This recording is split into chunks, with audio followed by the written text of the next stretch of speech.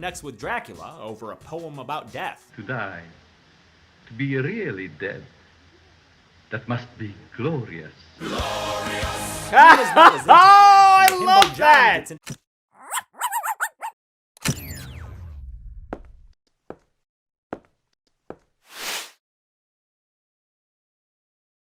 Hey guys, my name's Dan, and today's reaction comes from Dead Meat. This is Dracula 1931 kill count, and I am so very excited to jump into this. This was a part of the original horror that came out in the 1930s. Later on this year, there was the original Frankenstein, and I believe a couple of years after that was the original Mummy. And so very excited to get into this, so excited to learn so much about it. The movie was only about, I think it was like an hour, 17 minutes, something like that.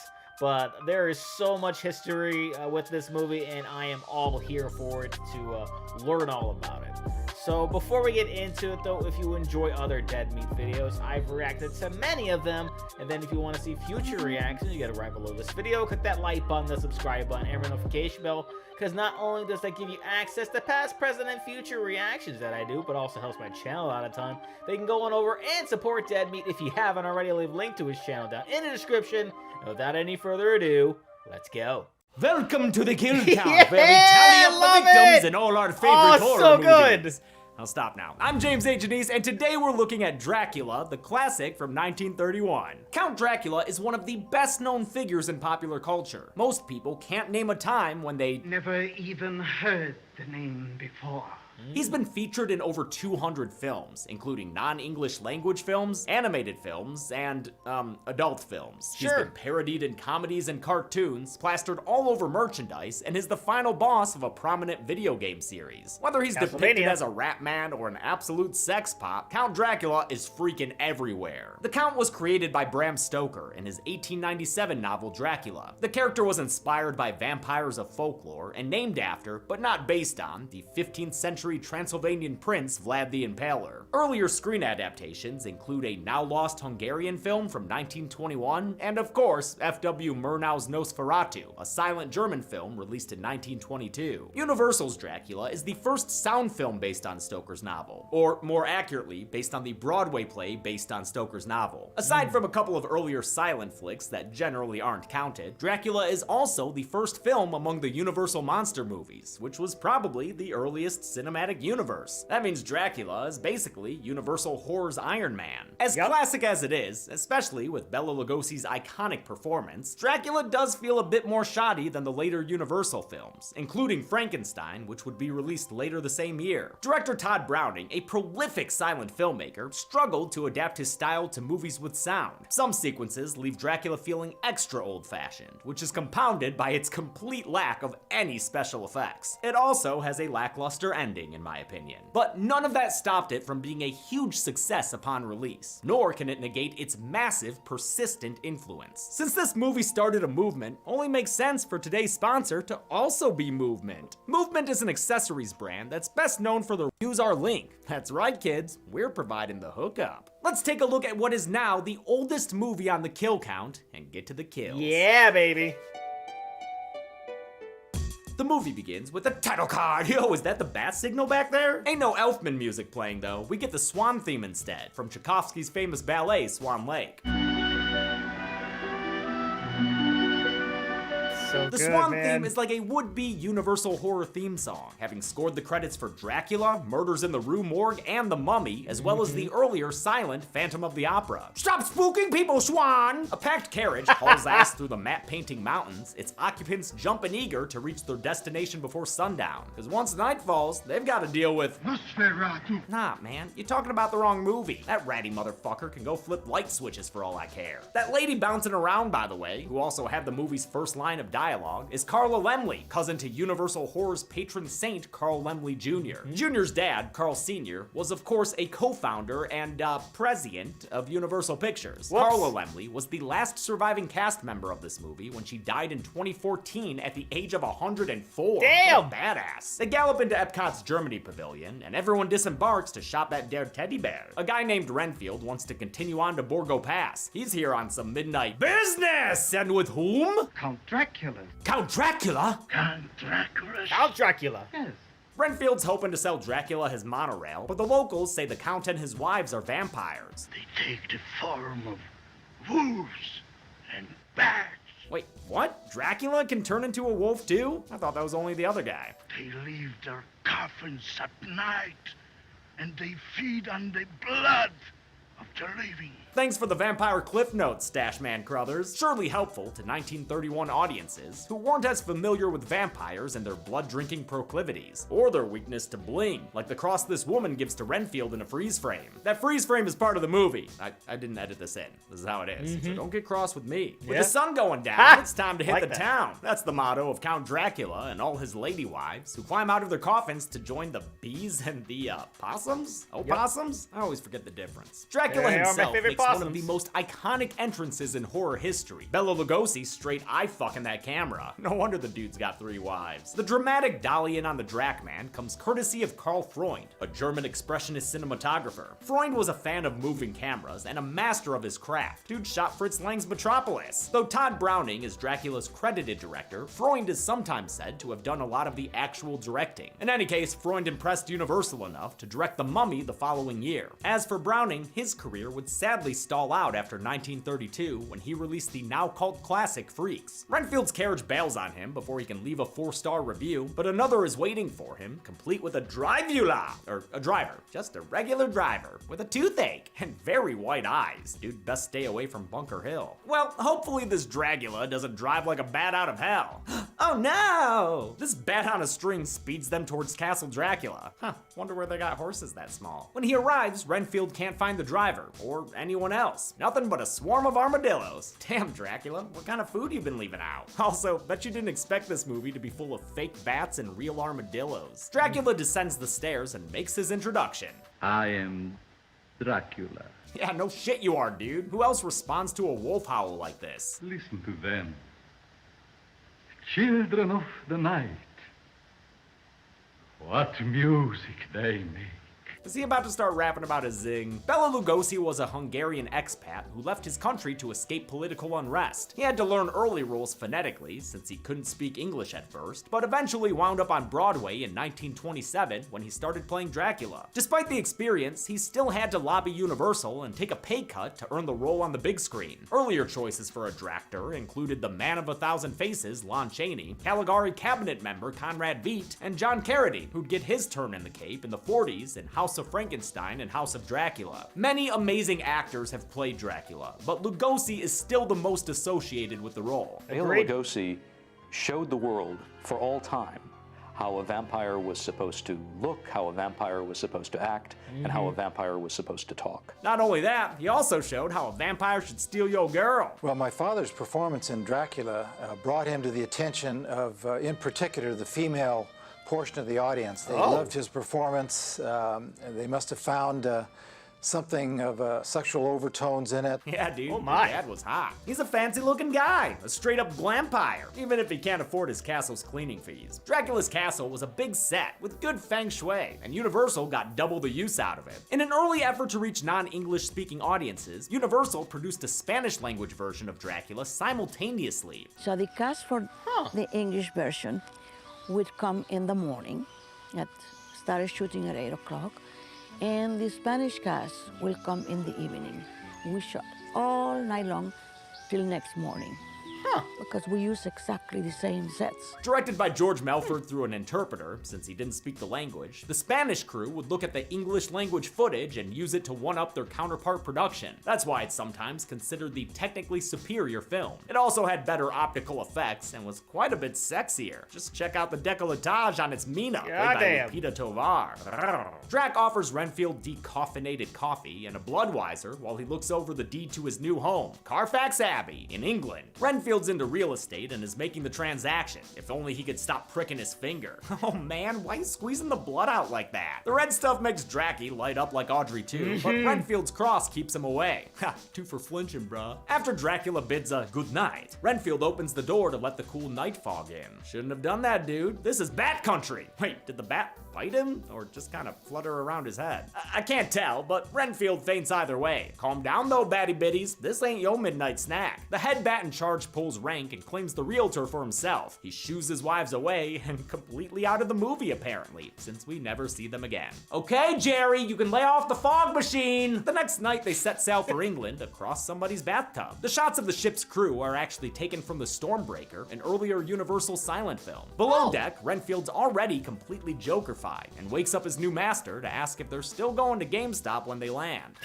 Keep your promise when we get to London, won't you, Master? Annoyed, Dracula blows him off to watch the crew's Benny Hill routine. Drac doesn't get British comedy though. His taste in humor is more irony. So he slaughters every last deckhand like a T-Rex headed for San Diego. An exact body count is tricky thanks to these cutaways and the constant buckets of theme park water, but the most crewmen included in a single shot is 11. So that's what we're saying the count gave us for the count. This includes the captain, whose corpse is found tied to the wheel when the ship lands in beautiful sunny London. The headlines scream bloody murder! Pitch at least 2 great metal band names and blame poor Renfield for the kills. Oh, come on, you're gonna blame this guy for murder? Oh, yeah, never mind. Yeah, that's fair. Dracula lets Renfield rot in the madhouse as he puts on the Ritz and roams the streets. The first woman he finds sells, Flop your butt nose, sir. flowers for your butthole? What? Flop your butt nose, sir. Okay, lady. My name is Draculio. I need peonies for my buttonhole. Dracula stares at a car with its high beams on and then slow dances the buttonhole beauty behind a barrier. She'll never flower another buttonhole again. As the police furiously whistle at the corpse, the killer pairs his dinner with a show. Oh shit, dude. Is this the prequel to Abraham Lincoln Vampire Hunter? Dr. Seward.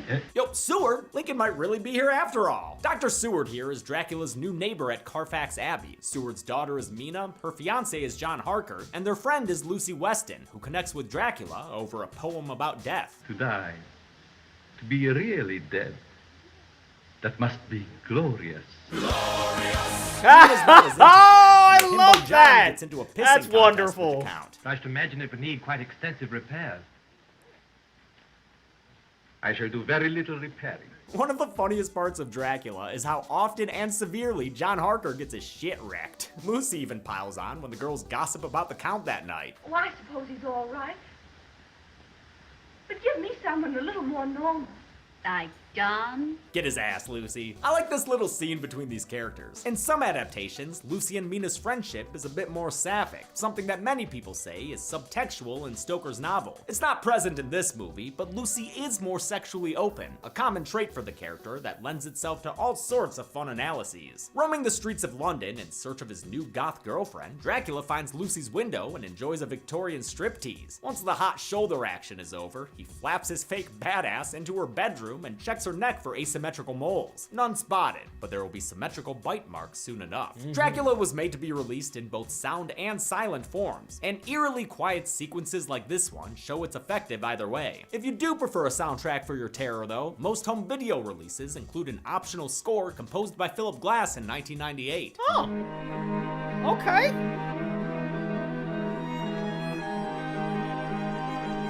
I like that. At an operating theater, we find out that Lucy has died from her midnight Drac attack. The surgeons are baffled by her neck marks and lack of blood, so they call in Dr. Otto Octavius, or Professor Van Helsing. Gentlemen, we are dealing with the undead. What, like that ratty motherfucker? Yes, Nosferatu. Thought so. Dr. Seward is skeptical, but Van Helsing tells him to open his mind. The superstition of yesterday can become the scientific reality of today. Yeah, how about that, Neil deGrasse Tyson? At Seward's sanitarium, where life is beautiful all the time, Renfield's been trying to eat spiders and flies thanks to his newfound taste for blood. Dude's getting pretty Gollum up in this bitch. Van Helsing tries to disarm Renfield with a gentle German hand massage, but Rennie only wants the finest manicures. Keep your filthy hands to yourself. They hear a wolf howl as the sun goes down, meaning it's Dracula o'clock. Right after the camera moves away long enough for Mr. Lugosi to get on set. Whoops. Mr. Lugosi, there you go. Oh, there you go. There he is. Yep, it's Dracula o'clock. Renfield's reaction to the howling gives Van Helsing some suspicions. He confirms it when Renfield shies away from the wolfsbane flower. This dude's a little vampire servant. You know too much to live, Van Helsing. Jesus, a scary little vampire servant. Dracula Bartoks his way into Mina's room, where editing turns him back into a human. Damn, you're really giving her the bedroom eyes. Or maybe he's got allergies. Hard to tell. He moves in on Mina as the screen fades to black. The next morning, she thinks it was all a dream. A sexy dream. It came closer, and closer. I felt its breath on my face. And then its lips. Ooh, it's getting hot in here. John tells her to forget her silly erotic dream with another man, and Van Helsing checks her for hickeys, which is when he finds a pair of bite marks. What could have caused them, Professor? Count Dracula. Wait, what? Oh, the maid was just announcing his arrival. Yep. I love when a joke in a 90-year-old movie can still get a laugh out of me. We finally get a collision between a couple of colossal characters. Van Helsing, a most distinguished scientist whose name we know, even in the wild of Transylvania. Your clapback is a little bow, dude? Come on, even Harker could have done better. I can imagine. Maybe not. Turns out Dracula's been sliding into Mina's DMs and telling her spooky anecdotes. Dude all but kisses her goodnight right in front of her fiance, so Harker prepares to whoop some Eastern European ass. Van Helsing holds him back though, because the Count's ass ain't got no reflection. It's a straight up invisible ass, and I thought that was only the other guy. Hell of a discovery, Van Helsing. Gonna keep it close to your chest, or... Nope. Nope, gonna play that hand right now. Get that shit out of here! With such a suspicious reaction, Drax gonna have to cover by saying something normal. For one who has not lived even a single lifetime, you are a wise man, Van Helsing. Maybe next time. He leaves and transforms into a wolf off screen, because yeah, shapeshifting is one of many Nosferatu's at his disposal. Van Helsing tells Seward and Harker that Dracula's a bona fide vampire. When Harker presses X to doubt, the professor says he's playing right into them bad hands, or wings. The strength of the vampire is that people will not believe in him. Tell you who does believe in vampires, Harker's fiance. She's having a midnight meeting with the Count, getting all up under that cape. Renfield shows up all of a sudden, giggling and staring with his creepy wide eyes. He tries to warn them that Mina's in danger until a bat appears and tells him to shut the fuck up. No, Master. I wasn't going to say anything. I told him nothing. I'm loyal to you, Master. Wow, Rennie, you're just as self-incriminating as the Count. Let's see if your denial game's any better. Dracula? I never even heard the name before. You don't know him. Renfield's performance has a lot of different shades to it, all played enthusiastically by Dwight Frye, who we saw as Fritz in Frankenstein. Frye appeared in a number of Universal horror films, but sadly died of a heart attack in 1943 at the young age of 44. A maid rushes in and says she's found Mina unconscious on the lawn. Again? That girl's gotta lay off the fireball. The experts and John rush to check on her, leaving the maid alone with the giggling madman.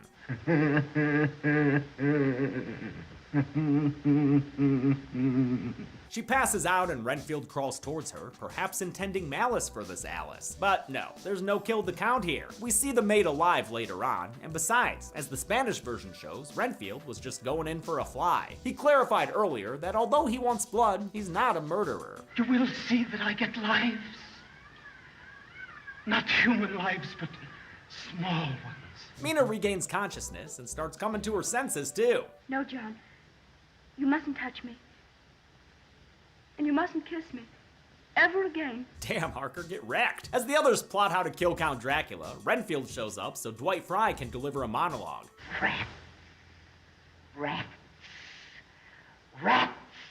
Oh, is that one from Willard? Before they can call the Orkin Man, they get a visitor. Dracula is in the house. In the house! Everybody in the back! Yeah! In the house! The side players leave so the big boys can confront each other. Dracula and Van Helsing put their cards on the table and face off as high society types do, with spirited debate. The great performances keep this scene from succumbing to its staginess. Like Lugosi, Edward Van Sloan was conscripted from the Broadway company. We've also seen him in Frankenstein, where he played Dr. Waldman. Van Sloan would put on the Coke bottle glasses again for this movie's sequel, Dracula's Daughter, an underappreciated gem in the Universal canon. Dracula gives up on the marketplace of ideas and tries to use the Force instead. Van Helsing almost surrenders to the goth side, but in the end, resists by sheer will. Drac then moves in for a conventional kill, only to get foiled by a pocket cross. This round goes to the German, but the Drac attack will be back. In the honeymoon suite, Mina's walking around like she's finally found a purpose in life. You're so...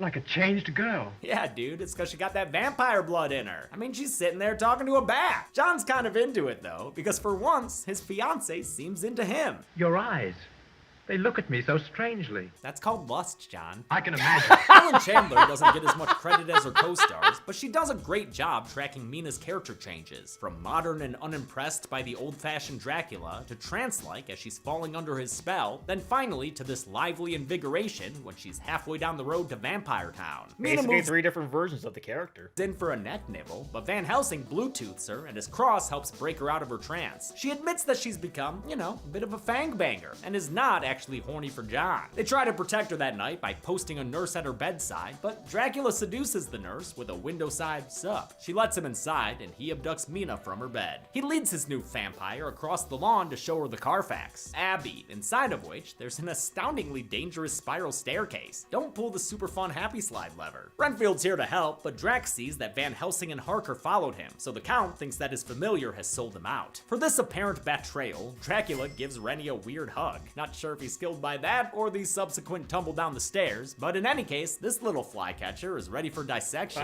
Audiences in 1931 heard Renfield scream as he was attacked, but Universal silenced this scene for a 1938 re-release because of the Hays Code, which prevented profanity, suggestive nudity, and graphic or realistic violence. Mina is carried off as her fiancé and the professor break into the castle. They follow Dracula into his vacation crypt and quickly find the vampire sleep pods. Van Helsing breaks the wooden lid into a stake while Harker runs off to find Mina. We see Van Helsing wind up for the killing blow, but he drives it into Dracula's heart off screen. The Prince of Darkness is brought to a permanent end with some Bela Lugosi screams. Those screams were also dropped in the 1938 version, but have since been gloriously reinstated. What music he makes. With Dracula dead, his curse is lifted from Mina, who feels herself up in the corner. All right, guess it's one last moment to herself before she's forced to be with John the Vampire Hunter and his D. They exit the Abbey to wedding bells, and Van Helsing stays behind to do sequel stuff. The end. One of Dracula's many derivatives is, of course, the Count from Sesame Street. So let's honor him and get to the numbers. Ah, ah, ah! Oh dear. 15 people died in Dracula, with only 2 of them women. The rest were all men. Huh, you'd think a vampire pie would be a bit more red. Compared to his pals that I've covered, Drac had 10 more deaths than Frankenstein and 90 fewer than the Invisible Man. Never forget that train crash. With a runtime of 75 minutes, we had a kill on average every 5 minutes. I'll give the golden chainsaw for coolest kill to Renfield. Almost every kill happens off screen, but with Rennie, we get to watch him fall down the stairs like Father Karras. Dull machete for lamest kill goes to Dracula himself. An icon shouldn't go out as a sound effect. Come on! And that's it. Dracula came out in 1931 and kicked off 2 decades of Universal's so-called monster rally films. I'll mash with more monsters soon, but until next time, I'm James A. Janice. This has been the Kill Count. On the next Kill Count. The 1970s were a happening time with social changes that challenged the way things were in America. Next year, we move to the suburbs. Out of this new cultural landscape came Blackula, a blaxploitation take Oh, on a classic yeah. horror film. Solid. Despite its punny name, Blackula isn't a parody. This isn't some nut from a Halloween party. That man is the real thing. It's a funky police procedural set in contemporary Los Angeles, with modern versions of Dracula and Van Helsing sparring with each other between trips to the club. What do you have? Make it a Bloody Mary. Blackula is a real fun time, with an excellent cast led by William Marshall as the coolest motherfucker to ever wear a cape. I'd like to beat him out of that key. Watch it for yourself this week. That's why I'm here. Then on Friday, tune in for the Kill Count, only on Dead Meat. What do we do now? Well, we wait. Blackula can currently be We watched on do, the in Picture fact, Streaming wait, platform. looks like Pluto TV is going to be it for me. But yeah, that was so much fun. As I said, rewatching that was absolutely fantastic. When I first saw it, we had a, I don't know if they still offer, but in my high school, they had a sci-fi class, and we would run through like random movies and take different tests on them or whatever. And this was one of the first movies that we ended up watching, and I remember just being so enthralled by it because at the time, I'm trying to remember when it was, the movie was Underworld, I think it was called, that had that, like the vampires and then the lichens and all that, and then that's when vampires started to be like a real, you know, big deal around the time, because there was also Blade.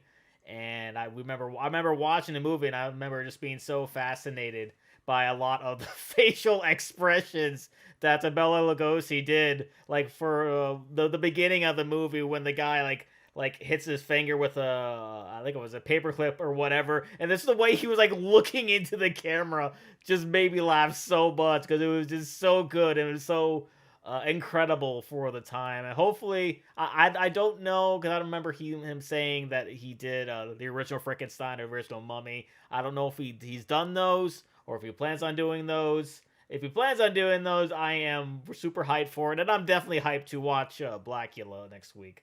So that's going to do it for me here. But before I go, though, I want to give a huge shout out to all of my $5 supporters on Patreon. Marvin Espinoza, Cruising, Wolverine 310, Multi-Disturb 666, Jordan Bird, Lauren Davenport, Castor Kronich, Amber K, Raymond Bright, Joshy, Chris Curtis, Angel Centillon, Gagadi Chima, and Santiago. And if you too like to have your name read at the end of each and every one of my videos, plus many other fun goodies, maybe have me react to a past Dead Meat video or two, please head on over to patreon.com/Reactor. Link will be right there and in the description, or you get it right below this video. Click that join button there, or head right over my channel page and click that join button there. And if you'd like to have an easier way to get in contact with me, you can head on over and join the channel Discord, where you can chat with others about different reactions that I've done, or find out a little bit more about me. And with that being said, comment down below. Let me know, what did you think about the original Dracula? Please leave a like if you enjoyed. Also want to see past reactions I've done to other Dead Meat videos. A nice playlist right over there full of them for you. Share this video, subscribe if you haven't subscribed already. Ring notification bell because I put new videos every single day. And I'll see you guys next time.